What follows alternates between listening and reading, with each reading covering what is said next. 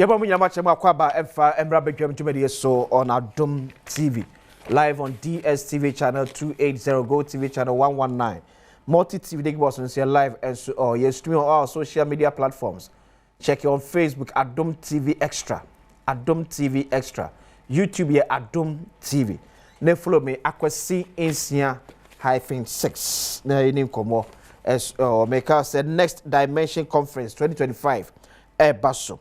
It started Sunday 26 October now the following Sunday 2nd of November 2025 my father's house yeah what Dan Suman 5:30 p.m. each night.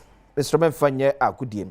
It's Resurrection Power and Living Bread Ministries International and at the next dimension 2025 bro so penny is in Nasom a bishop Owusu answer for the church Nyakopon and then what the emfa and show wabrabom. Computer Ghana so them say what I'll pay. Say your laptop, say your TV, say your fridge. Bibi beer the demo beer electronic dear. Computer Ghana and I make for a day ama wom. Enti awrani promo to be okọ Computer Ghana beer and say of late the promo na kwaso sa ne ma to bia ne bo abafom. No no kwa the dollar no kwa say air perform kwa rotate ne ma bo so. Timi say what upe TV na about them, upe air condition, upe washing machine. Dia upe bia mesroada for nature Computer Ghana niem ton ne bo ewo from kama pa emfa emau. It uba laptops no brands be at say HP, Lenovo, Dell, Samsung, LG, Tecno, Infinix, Itel, Huawei and the ka ho nyina on mesroada as low as 3,500 Ghana is when you be akofie. As low as 3,500 Ghana is when you be a sombo every Computer Ghana akofie. Bibia na Freda Jinchiremo 0302 752 0302 752 and our WhatsApp your mo was 0243 143 143 0243 143 143 Computer Ghana chain and na papa nyina we medin de Akwasi Insia no papa no ka say onabo koku Asante Boateng we yemra nimni osanso yemra se dwane ma de hye wo Asante Achem South constituency in the Ashanti region, a former deputy minister for railways development under the SY Nana Addo Kufuor led NPP government. Council work there. Domina domino pai boy ya pa. Ufro opposition 10 months we now we. Opposition more there. Oh. Opposition Sabia Jada Nimosa. Okay. But when your second thought be on how to deal with Ghana for when your opportunity sell yes.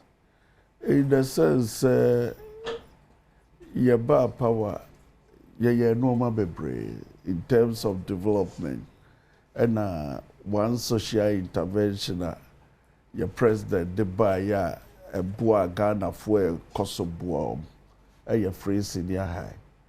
But who said going forward, no?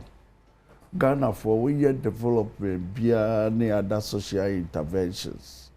Father say free senior high. Okay. So among for nyina kra na se sabio omoboto mu nya na ekomodu ombeto abetia. Another great lesson that we make a committee here no masia home. Okay. It found the papa bia be ye Ghana for no. Oh, to some extent. So bon adwumpo se to me kind of trust to some extent no. So bon adwumpo se ubekofia Yes. Yes. So normal wa show normal ye na economic crisis kakraba na amanfo kwa ho hia mu kakra bia. Economic crisis about if you say NPP as a party in government more handle in a year. Yes, but no. In the sense, almost maybe to say banks here, Google no be, and then no maybe. Obi obeka say ade aye no bia na enya no. Nanya no cre. Okay. But I say, oh yeah, what the human face, kakra ne human element, kakra be bum. ebe bata ho enu di yenya yie pa enti going forward no as a nation so ye kase ye build na sabio obi akwaje nkrofo deposit so the year bank na say savings loan and so no or the yard for Friday okobusa de sika no a amanfo nyina ma preko pese omo ba baji omo sika ntino uhu se bibi sa ekoso na yet time bomb so correction na yedie but amanfo so amfa the trial so omo dia me kire no ntino no all in all no yen environment ha no as a developing nation no and say oman afi ni ya hyase pese edrum pempenso a some of the advanced countries notice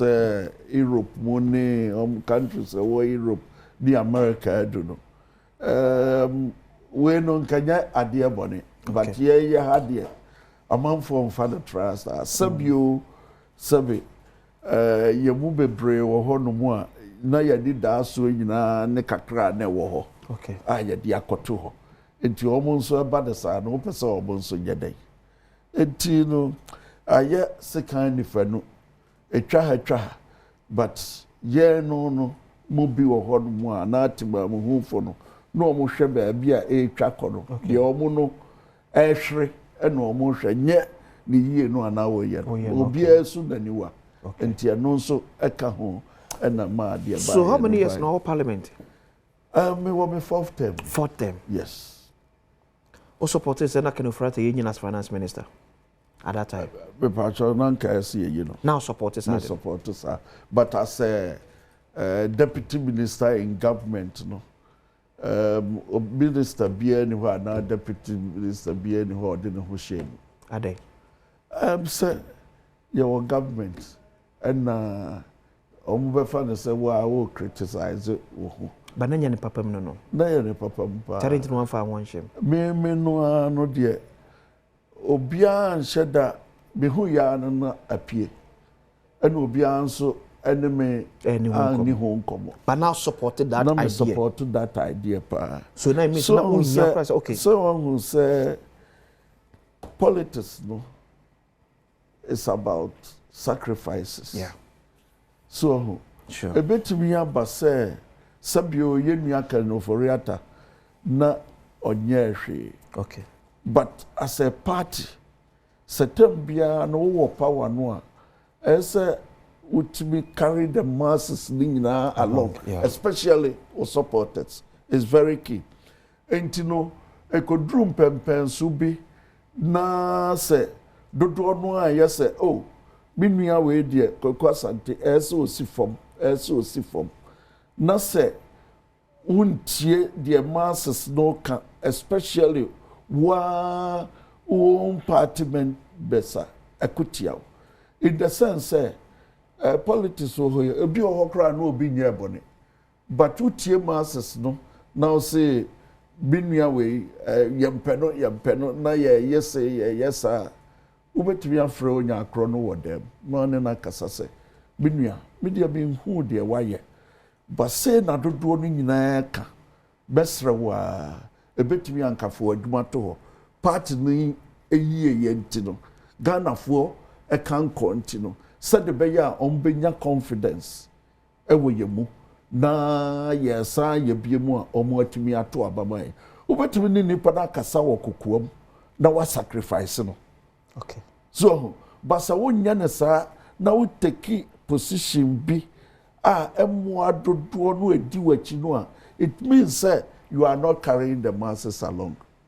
And a bit me could return be they can punish you for that. Ghana for feeling the impact of the railway sector under your regime. Yes. What happened say during the first term of President Nana Adono, who said na COVID my yeah and na crisis and shada niho yeah. And to support bia na as a government no edema that special ministry na your president his excellency set up no na support no wo ho okay na ye ba second term no na me nya opportunity sabe ko ye deputy minister wo okay satam no obehwe no ana ye kwa ho hiahia mu kakra yeah me fan say wo te ha wo ye ja yeah aja wo ye ne say wo family e wo fie sure enti no say ene wo kwa ho hiahia mu a ebia ade a ebehia wo kane ye say baabi a wo de wo tieto aduane a oyire ebenya si table so ama oyire ne wo ma eno no yeah me fa ne say your food and agric ana say apobuden say wo mayare a ubetimi ede wo mo akọ ayare sabia na afi wo mo suku ko enti say as a government ana say as a father no say untimi enhwe sector ways gina na America no education agric and the health na say bia sika no bi kansa na ode beko other sectors no am say na won so wan hwe priorities ye enti I understood his excellency okay. na ye ni sika ye de toa adwuma no so ba me na me ye ja sa na me like adwuma na mo start first time no na mo ni sika beto aso say dia me anu na me ka kire wo say ahohiahia ye ko mu no okay until little money and answer sika kakra eba no esa otumi hwe health otumi hwe education no hwe agric yeah the bika ansa na yebetumi dia be hwe railways because so wakwa hia mu asaja enoma esa otumi settle priorities right okay then noma bia ufo say eno de yebetumi atwen kakra no obema atwen even kra no oba no a it's a mode of transport. Okay, yeah. Yeah, railways. Railways no so ade ba ko wo mu ne say o kasa wo ye ade free crime. Ade akokumase a se nkosi kumase a ahwe a wo hu mfaso. Okay. Ade kire say se wa ye free crime akosi suhumu a obie ni ho no mu a o kokumase na obaba be train no akosi suhumu no akosi suhumu no asa yi ni no ma no afaka. Okay. So how do you mention? Aside that, no, a competing mode of transportation, any roads and they compete. And yes, I know I walk a crowd na ye share road sector, any railways. Yeah. Abano Bayan say, when the results no dear. I would say a bantam. And to me, Franco roads rather than railways. Sky train. The second term, no, yeah. As such, no. Yeah, to me, I am much. Ewo hono. Just a non sono, a day, a yika craba, and a sector, no. Just a ministry in your vibrant, be an answer, a honky care, a Sky train, yeah, we have some of the bebano. Nay, passe. Mo ahye ne magu dem se ebetimi aye possible na mo de ba na se na be ka bi na atoma magana fotima ye de me pa chawa no na me nko na nti me mpesa me ko na me nko ana wo court aye first term no yeah na e happen ye enti no de na me nim mu asem bebre of course wan koto ho asem me te ho asem ba me mpesa me ka ho asem because our court enti ye ntwa so fa me si ya Je, me pacho. As a man for adwa. Obi way. Council Minister for Transport of Frame was me your program why. Obi fa. Opedi am to send no etri ekwo former deputy minister for railways development and member of parliament. And no etri ekwo. As a man for adwa NPP pa. Aya no kre. Aya no man kakra bi.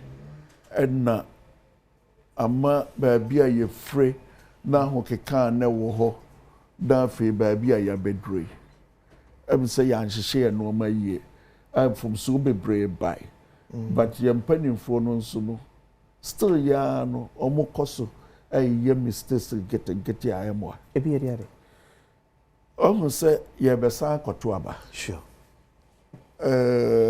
party no e wo ho sa no yɛsi assemble yɛwɔso ai party ni gyina hɔ many interest wɔ mu bi other members nyinaa ɛwɔ hɔ no obiara rehyɛm sabio anya bosom akɔyɛ suman te sɛ kɔtɔkɔ ne other teams a yɛ join but wode obi fa kwan bi so wɔ party no na ne bonyo so na ɔtetena na tumi a ne power ɛwɔ party no ne party na wɔde no na ɛkɔ fam okay sesei na meka sɛ mate ɛnoɔma kakra a ɛkɔ so wobɛhwɛ a yisi sɛ yɛbɛto aba a voter register ɔyɛ exhibition na manfo akɔ na yɛakɔ audit register no na sabio ɔmo a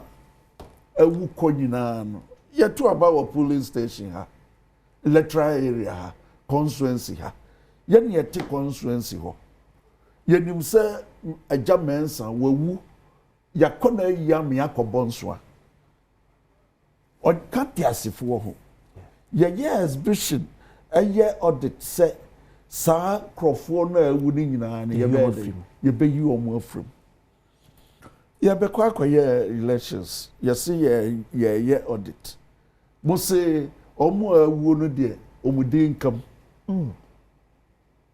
na wo na yisidi saa yɛ wo a nka bɛyɛ wo de I'm telling you NPP na eduru so ne yɛ kɔto no a na yama yɛni akɔ ho na yɛne electoral commission na ka sɛ we deɛ wawu anadwuma no sɛm sɛ wote bi mo na ka sa sɛm we saa na ɛkɔ so saa na ɛkɔ so current ɔmo audit no ya audit awie but ɔmo awu nyinaa di wu so enti sɛ woyɛ we nyinaa wie in the name of menkasɛ ebi obi di dream but I suspicion sɛ obi pɛ sɛ ɔfa kwati kwabe so esisi obi uwie no a now so open united front a okofa we say obi a wawu di NPP register enso ye ma ye yes ye ma ye nyit side ni one is our directive ne ba so ye nyit side ni free Asante region media me region asem na meka it one is our directive ne ba Asante region and one say ye send ye leadership of the party from chairman want to me to because leadership regional leadership and also other regions after na me be find out okay be free Ashanti ebedru nranadwo enti me constituency awufu nyinaa no din wom abranso a ye nyinaa yenim se papa we yawu owura we yawu ababa we yawu a yebetimi aye frem ada na yenyim frem preko na obi say omti di enti na ye mpese be ye frem yes yenyim frem enwo ho no ye beto a yenya vigilant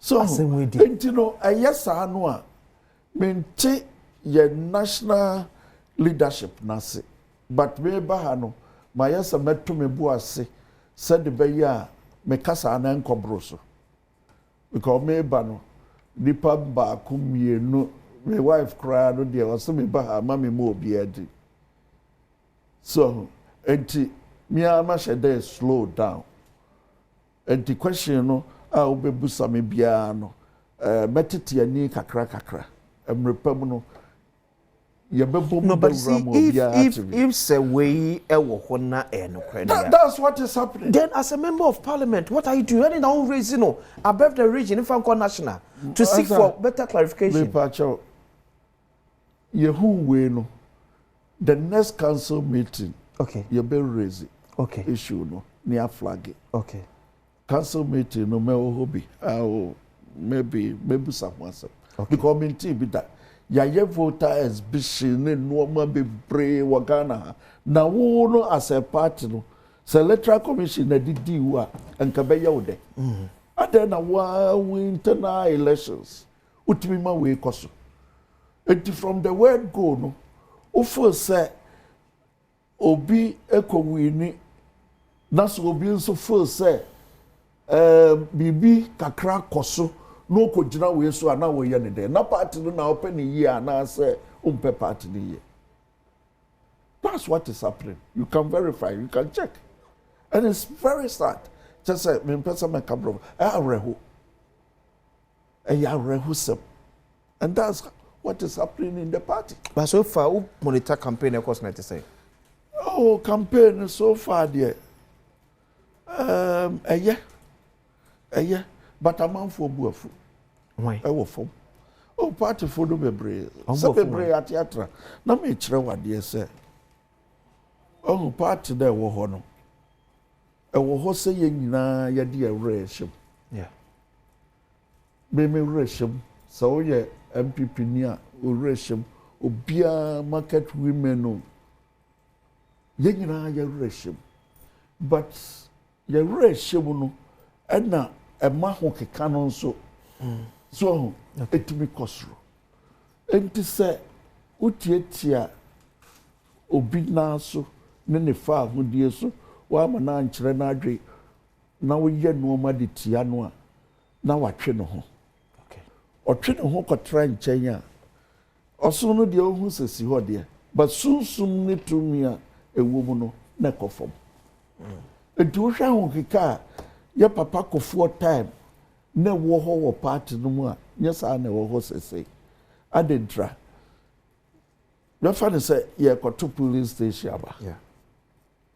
Police station aba ye koto no esan say ye pe particular candidate bi na sabio waba be ye me find say police station chairman because ono de oye police station chairman a obetimi akoto aba ma particular candidate bia if reform never or no betimi abeye constituency chairman and answer MP as MP no there obetimi support to particular candidate bia obeba abeye president enti yehwe at the police station level say onkomodie mu ene wo kasa mu no enya de be support to that cause no e kono a your friend be mafia, yet to be mafia, near you, dear free register. Oh, and you know, instead, say, you bet to aba at the police station level. Near dear ye, I can defer what police station. You bet me a mafia and Kufuor. Near the Omo, your first set, or bet me a pursue that particular agenda. No, Edom, dear, we a bit me and I said, the air course. Dear course, no. And two bells. What can you call so in the previous primaries? Because of a particular agenda. Set part new or no an agenda. And I said, why there was agenda? Party don't pay you for no bin what's it started brebe. I started a bra. My father said after. Ye papa Kufuor be ye president or koye. Okay. And at that mafia work nini na mu abesisa. So after President Kufuor no through Nana down Kufuor do abesi NA. Yeah, besa another prime minister. Yes. Party put the four position me on who leads the party as flag bearer. Who leads the party as flag bearer? Who comes in as an MP? Who comes in a constituency chairman or constituency executive? Who comes in as the national chairman, who comes in and a follow from the ground. That's a situation be even a sitting general secretary losing the position there. Yes. John Boadu. Yes. So better not me scheming yes. To favor we want me scheming from in favor them. Say wa kobo bibi so. Ye ko tamale ko to aba 2014. Eko yi afoko. Yeah. Ene kwamra Japan. As national chairman and the national secretary. Yeah. And you then you omadi. What to be able to say? Because at that particular point, no, that's our uncle for a year got to abano. No money Mpensenpensenmu favorite candidate. Mpensenpensenmu what party? Mpensenpensenmu. A favorite candidate. Mpensenpensenmu. We pacho.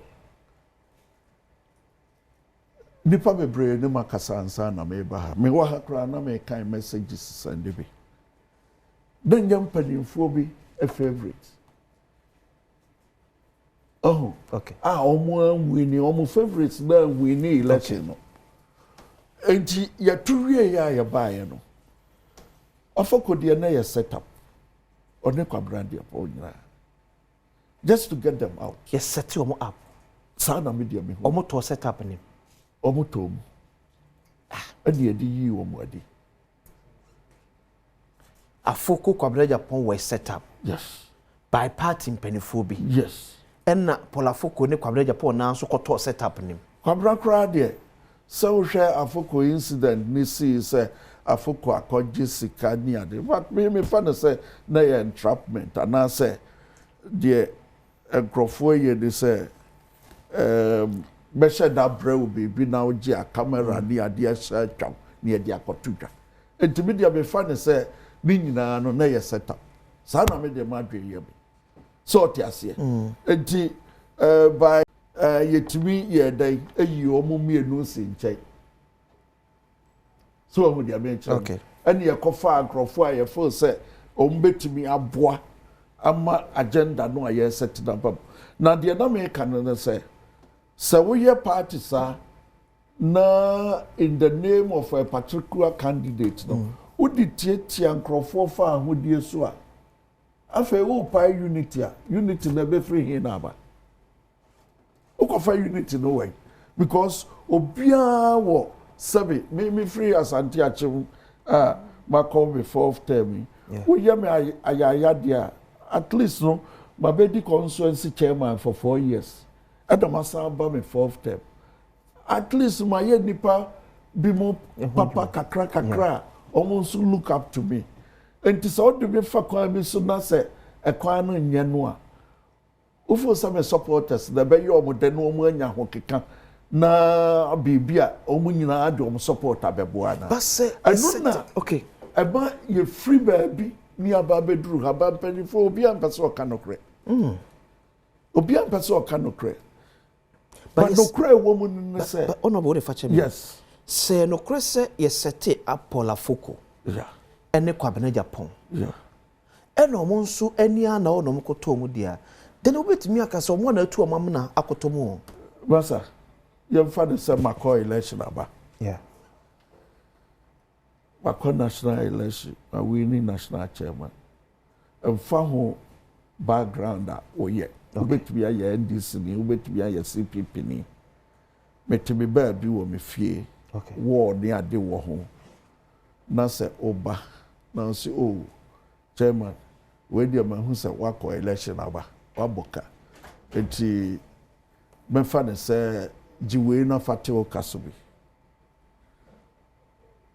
meanwhile no me this cano brew no me fa ne say video wo ho a e twa now just cano a ni e kasa kire no wako je bribe na wo ton party no na ne say eti one dey sika koma ho bi so ye ka say afuko akwaje sika na ya bribe every NDC for every NDC for eti eno krese NDC for this cabre polafoko nipa no a odisika no koye no na ye checking background as ole net was NDC nipa no odisika koma kwa polafoko so sa okay but another story I make a chiro no beti ho mako election about what on fache mebo e to aso sa nipa no na oye polafoko adamfo dada ya na onim no ana say for the first so be winning national chairmanship position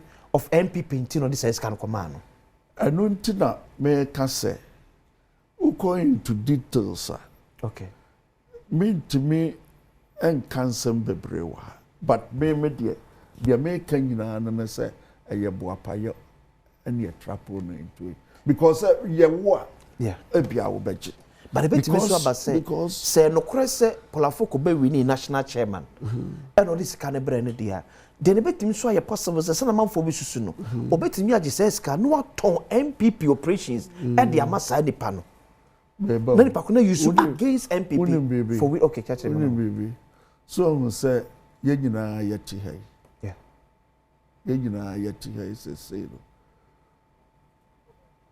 o intention be our person the idea yeah So enti eye den na wako obi ho the fie na o koche de sika.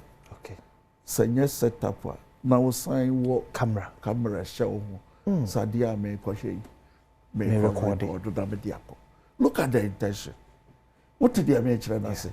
It is say ordinarily no and na owura no enam ne peso ko identity recording.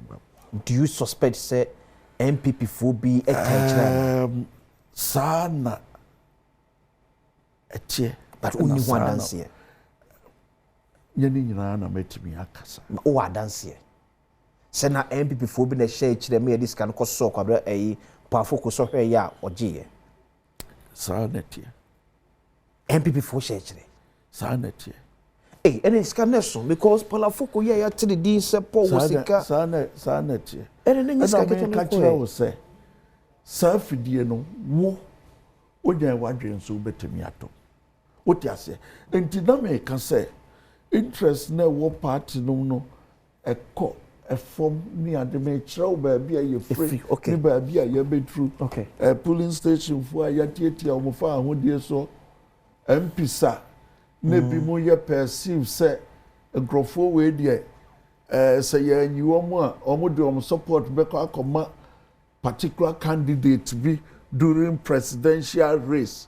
Okay. Enti no as ye dey support common nkrofo no omo betu omo said the beya ye betimi de ya nkrofo asi ho no mo atimi support to electoral particular candidate. Okay. Share government in power. Yeah.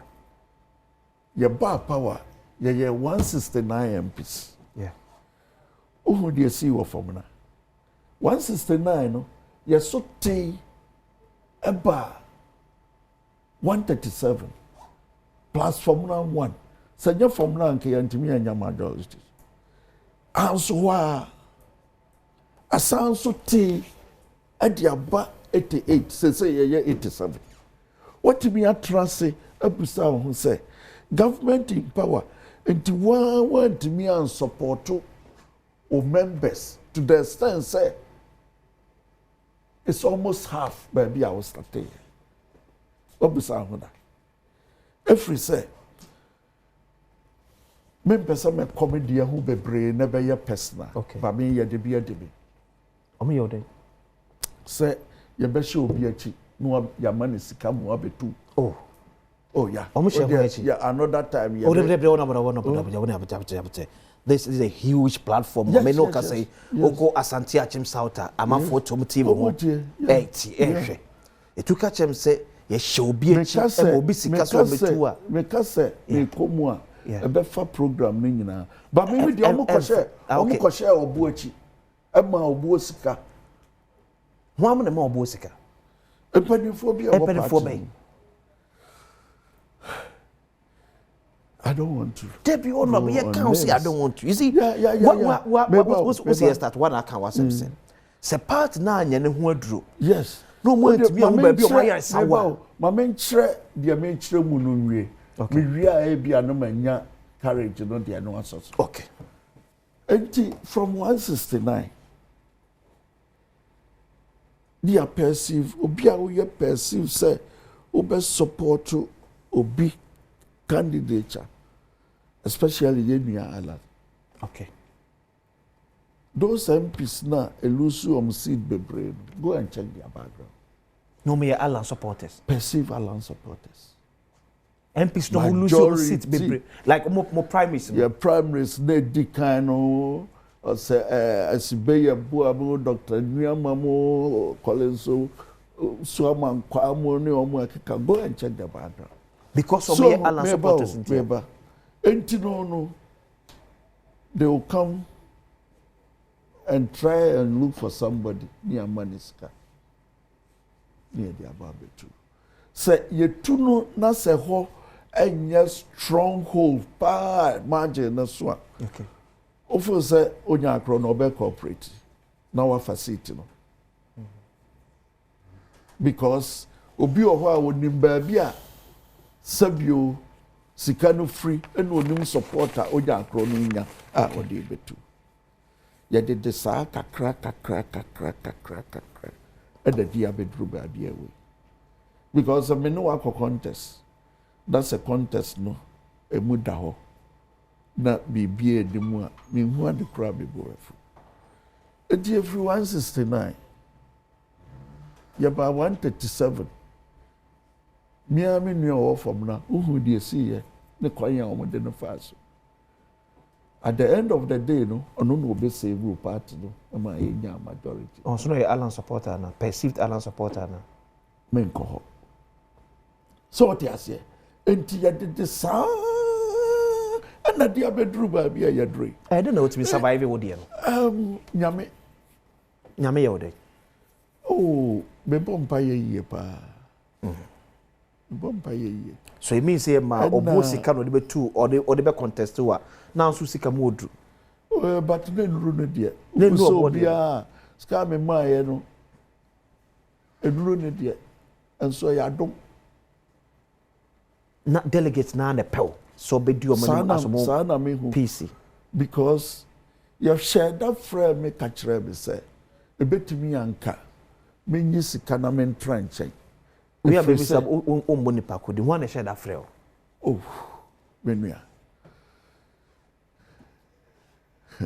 horrible one share that and you omo fro say di enti si form that's the enti si form if you say you see a ba power no a yentumi ne menya adwuma omo win power yentumi ne menya adwuma 2024 elections in yes yentumi ne menya adwuma ye ma me bibia ye ma me power na 2024 na support one bia na 2024 na me support Baumia but I train no na ne nkrofo a share mabufu me ba o na me support no okay and nkrofo share mabufu e ma me koka se abufu kra o mo ahya me no kra no be fa se ala ye benua entumi sum emfedi na chi ntino meko obelu su kra ono na medi na chi but after that no me sambe support to Baumia okay so the okay 2023 primaries no yeah and na bufu ni buy na decided say on support Dr. Baumia biem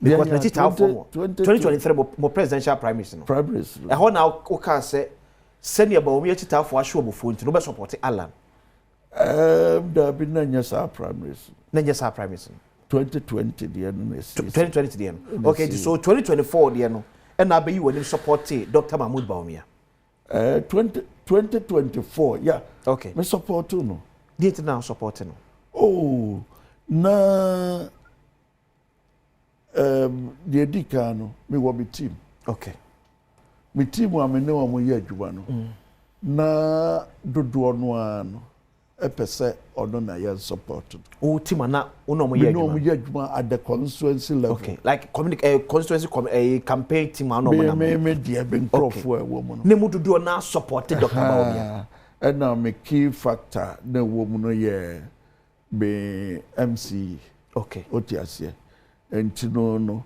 e ma me sa reflect and no ma bi and after saying that no me sa ko ka mo ne ye adwuma adi wie bibia okay support yeah baba to also if we number cho menya this message from the assistant secretary of Fancy IAB Kojo Debra say good morning Akwesi.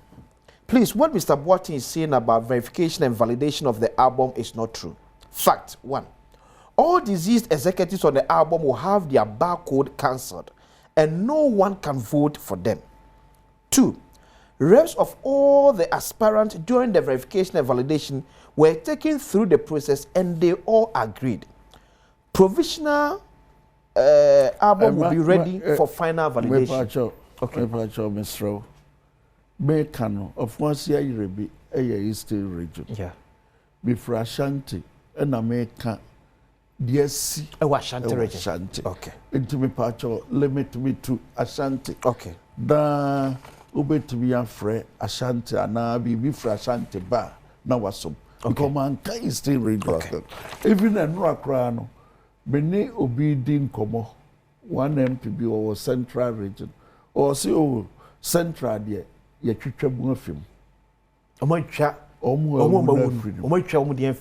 Okay. But Asante region there. Asante Tessa. Okay. So what you say? And when tina me restrict me to original. Okay. Me pacho. Okay. But it's and sweeping statement. A nationwide assembly. But be minimum na me kana me dia yam fato ho se oyɛ sa. Okay.